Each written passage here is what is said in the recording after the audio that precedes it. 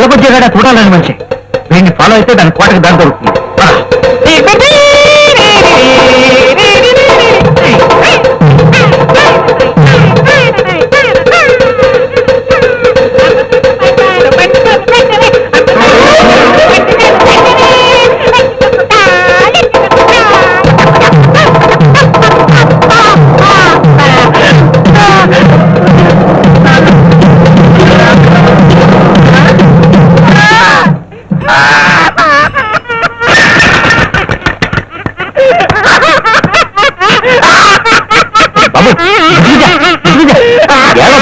ఏం కావాలి వీలు కావాలా?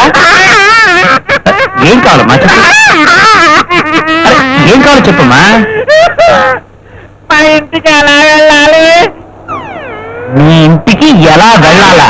వారి అబ్బా బాబు పోనీ అటు వెళ్ళాలా? అటు వెళ్ళాలా? మర్చిపోయా. చంపాడు నాయనో. అంటే అంటే నన్ను ఎత్తుకుని మా ఇంటికి తీసుకెళ్ళవా? బాబు నిన్ను అది ఎత్తుకుని నీ ఇంటికి తీసుకెళ్ళాలా? వారిని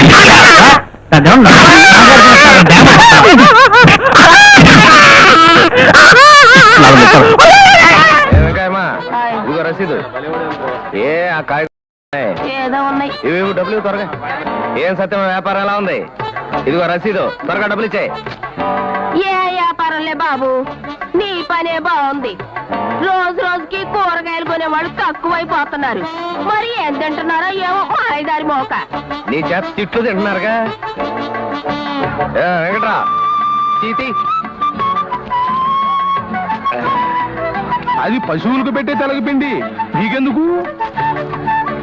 చూడు, ఉలవలు కూడా పశువులకే పెడతారు, కానీ అందులోంచి నీళ్లు తీసి మనం ఉలవచారు కాచుకోవడంలా. కాదేది కవిత కనర్హం అన్నాడు శ్రీశ్రీ, కాదేది వంట కనర్హం అన్నాడు ఈ బావ. ఇద్దరు పేర్లు 2 అక్షరాలే. డబ్బులు ఏం వేయలేడా? లేడండి, పక్కూరు పెళ్లికే లేడండి. మీరు వచ్చి డబ్బులు బదులు బియ్యం అన్నాడండి. బియ్యమా?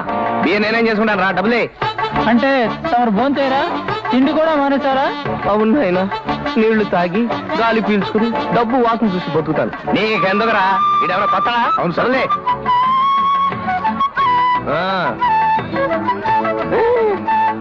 బియ్యం బాగున్నాయి. కేజీ ఎంత? ఎంతైతే మీకు ఎందుకండి, కొంటారా పెడతారా? అదే నిజమేగా. వచ్చే సంవత్సరం వీడికి మున్సిపల్ షాపుల కాంట్రాక్ట్ రానికుండా చూడు స్వామి. వంకాయలు ఎలా ఇస్తున్నావు? కేజీ 8 రూపాయలండి. 8 రూపాయలా? అవునండి. 4 రూపాయలకి ఇవ్వు. కుదరదండి. పర్వాలేదు బాబు, 4 రూపాయలకి ఇవ్వు. కుదరదంటే కుదరదమ్మా. ఎందుకు కుదరదమ్మా? 4 రూపాయలకి అన్ని రకాల కాయగూరలు నేను ఇస్తాను. ఉదక తీసుకోండి. 4 రూపాయలు ఇవ్వనమ్మా. దోసుడు బియ్యం ఉన్నాయి, తీసుకుంటారా? ఏమిటి దోసుడు బియ్యమా? ఆ పోన్లేండి, 2 రోజులు అయిన తర్వాత కిలో అవుతాయి, అప్పుడు అమ్ముతాను. మార్కెట్ లో కూర అడుక్కొచ్చి అమ్ముకోవడానికి సిగ్గులేదు. ఎక్కువ మాట్లాడితే పళ్ళు రాలగొడతాను. ఎవరనుకున్నావరా నన్ను? మున్సిపల్ మార్కెట్ కి కాంట్రాక్టర్ని. నువ్వు అసలు రోడ్డు మీద కాయగూరలు అమ్మడానికి వీలేదు. మర్యాదగా పన్ను కట్టు. బాబు, ఇంటింటికి తిరిగి కాయగూరలు అమ్ముకుంటూ పెళ్ళాం బిడ్డలు పోషించుకుంటున్నాను బాబు. తప్పైపోయింది బాబు. బాబు ఇదిగో ఈ 2 అరటి పళ్ళు తీసుకుని నన్ను వదిలేండి బాబు. అలా రా దారికి. నాది జాలిగుండే పో. ఈ పూటకి బ్రేక్ఫాస్ట్ ప్రాబ్లం తీరిపోయింది.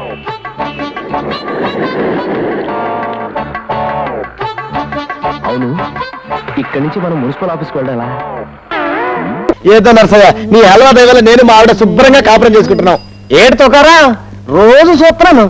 టంగమని ఆడు కొట్టేసరికి అల్లం అట్టుపోతున్నాం. ఏంటి కథ? స్కూల్లో బెల్లు కొట్టుకునేవాడు హల్వా గురించి నీకేం తెలుసు? నీ పెళ్ళైందా? లేదు. ఎల్లు గంట కొట్టుకెళ్ళి హల్వా గురించి తెలిసిన చెప్తాడు. ఎంత పని చేశావు వెంకటేశ్వర? నా మల్లెపూలు హల్వా నేరపాలు చేసి నా సంసారాన్ని దెబ్బతీస్తావా? ఇచ్చేవని ఎక్కిందా? హల్వాకి మల్లెపూలకి సంసారం కనెక్ట్. అయ్యో, హల్వాకి మల్లెపూలకి సంసారానికి సంబంధం తెలీదా? అమ్మాయి కూడా. అందుకే నువ్వు చకచకా పాసే మేస్టర్ అయ్యావు, నేను టకటకా తప్పి ఒక ఆడ మేస్టర్కి మొగుండయ్యాను. తుక్కరాం తొక్క లేచిపోద్ది. చెప్పేదేదో సరిగ్గా చెప్పాడు. చచ్చిన పావు కూడా బుష్మని లేచి ఆడపావు కోసం పరిగెడుతుంది. ఈ హల్వా తింటే జిల్ జిల్ అని ఉత్సాహం పెరిగి ఉద్రేకంగా మారి ఉప్పెనలా పొంగిపోతుంది. కావాలంటే ఇది మీ ఆవిడకి తినిపించు. ఈ హల్వా తింటే ఉత్సాహం పెరుగుద్దని ఎవరు చెప్పారా? కాట్మాండ్ ప్రొఫెసర్ జిల్వా చెప్పాడు. ఇది తింటే ఉత్సాహమే ఉత్సాహం. సినిమా టైం అయిపోతుంది ఇంకా రారేంటి?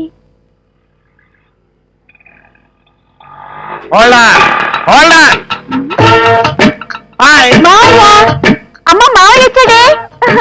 ఏమో బాగున్నావా? బ్రహ్మాండంగా ఉన్నాను. ఓ 50 కొట్టించు. నాకు కాదే, ఆటో వాడికి, పాపం బేదాడు. ఉలాస అడిగినందుకు 50 లాసా? ఇదిగోరా అలా ఇంకో 50 కొట్టించమంటావా? చాలండి, మీలాంటి ధర్మ ప్రభులు ఊరికొక్కరు ఉంటే చాలండి. Better luck next time. రారా తమ్ముడు రా. బాగున్నావా? ప్రయాణం బాగా జరిగిందా? రాత్రి నీ ఫోన్ రావడంతో ఎయిర్ బస్సు లాంటి బస్సు పట్టుకుని ఫట్ వచ్చేసానే. ఇంతకీ మాదాకాలం అయ్యిందా? నర్మయ్ మా వయసు ఏంటో పరాచకాలు. వాడేమన్నా పిచ్చోడు అనుకున్నావా, వెర్రోడు అనుకున్నావా, మూగోడు అనుకున్నావా, మూర్ఖోడు అనుకున్నావా, లేకపోతే రోడ్డు మీద ఎంగిలాకులు ఏరుకునే నీచ నికృష్ట ముష్టి ముదాస్తప విధ అనుకున్నావా? అక్కడ ఏంటో మాట్లావు. అదంటే మేనగోళ్ళం వెటకారం వాడింది. ఓకే, నువ్వేంటే ప్రాక్టికల్ గా కోర్స్ కారం వంటించినట్టు మాట్లాడతావు.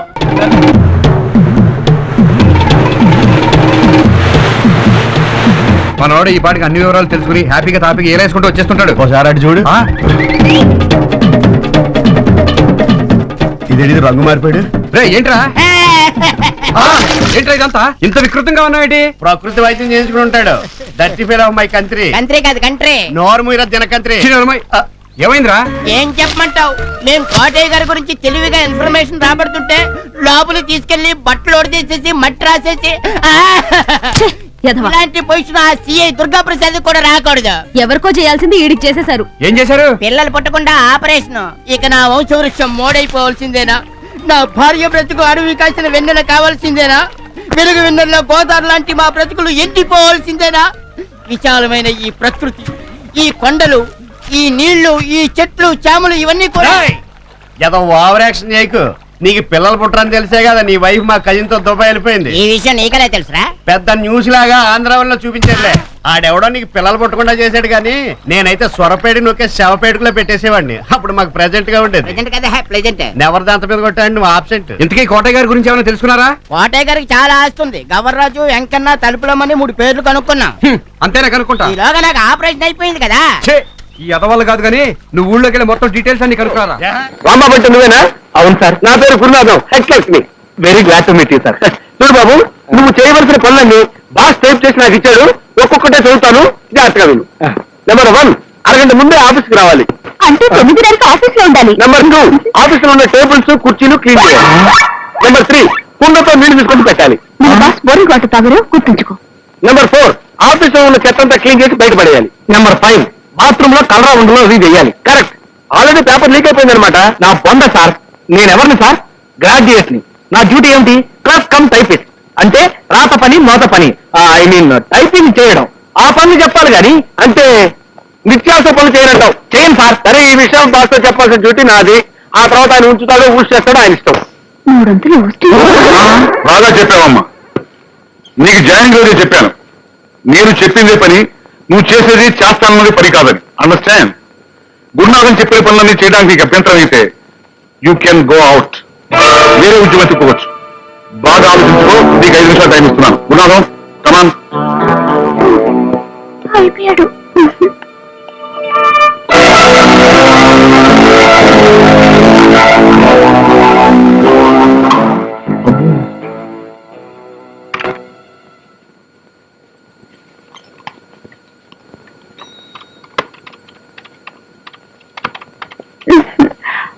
రాత్రి నువ్వు కల్లోకి వచ్చావు గురు. కల్లో కూడా నీ బెల్ట్ తిరిగి ఉంది. నేను చెవులు ఎత్తానట. రైలు చెట్టులాగా ఇన్ని బలాలు ఉన్నాయంట్రా దేవుడా. చేతులు పడిపోతున్నాయి. ఏమండి, మన బాస్కి ఏమన్నా స్క్రూ లేదుందా? ఐడియా లేదు, అడిగి చెప్తా.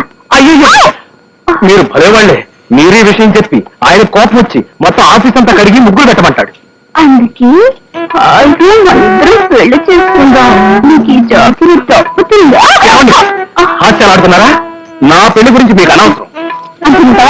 అంతే. సరే. ఇదేంటిది? సరాసరి బాత్రూమ్ లోకి వెళ్ళింది. కొంపదీసి దీన్ని పెళ్లి చేసుకోవడం కూడా నా డ్యూటీ అని అంటాడా? ఇదేం ఆఫీసు రా బాబోయ్.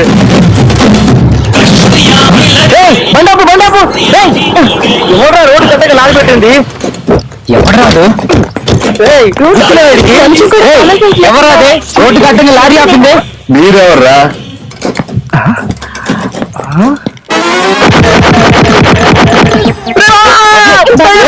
ఎవర్రా లేరు? సార్ మీరెవరు? చూడటానికి భారతీయుడు గెటప్లో ఉన్నారు. అసలు ఇన్ని వేషాలు ఎందుకు తిరుగుతున్నారు? మీరు ఒక్కరేనా? మీరంటే ఇంకా ఉన్నారా? టోటల్ కంట్రీ మొత్తం ఉన్నారు. అవును, వాళ్ళందరికీ తండ్రి నేనే, తల్లులు వేరు. వాళ్ళందరూ మీ కొడుకులే? అవును, నేను నేషనల్ పర్మిట్ లారీ డ్రైవర్ని కదా. లారీ ఆగిన చోటల్లా ఫ్యామిలీని, చెక్ పోస్ట్ ఉన్న చోటల్లా కొడుకుల్ని కనిపెట్టాను. నా చనిపోయిన మొదటి భార్య ఇలాగే ఉండేది. ఉన్న కొడుకులు చాలు సార్, మళ్ళీ కొడుకులు అనకండి సార్. తప్ప సార్ మార్నింగ్ మీతో పాటు మీ కొడుకులు అందరూ కన్ఫ్యూజ్ చేస్తారు సార్. థ్యాంక్స్ అమ్మా. నా మూడో భార్య ఇలాగే. ఎనీహో బహుత్ శుక్రియా, తిరిగి సన్నికలం. ఇంకా పై ఊళ్ళో నాలాంటి చాలా మంది కనపడతారు. కంగారు పడకండి, వెళ్ళండి వెళ్ళండి. All the best. పూడీలు నా దిమాగ్ ఖరాబ్ చేసింది. బాయ్ రా తాత.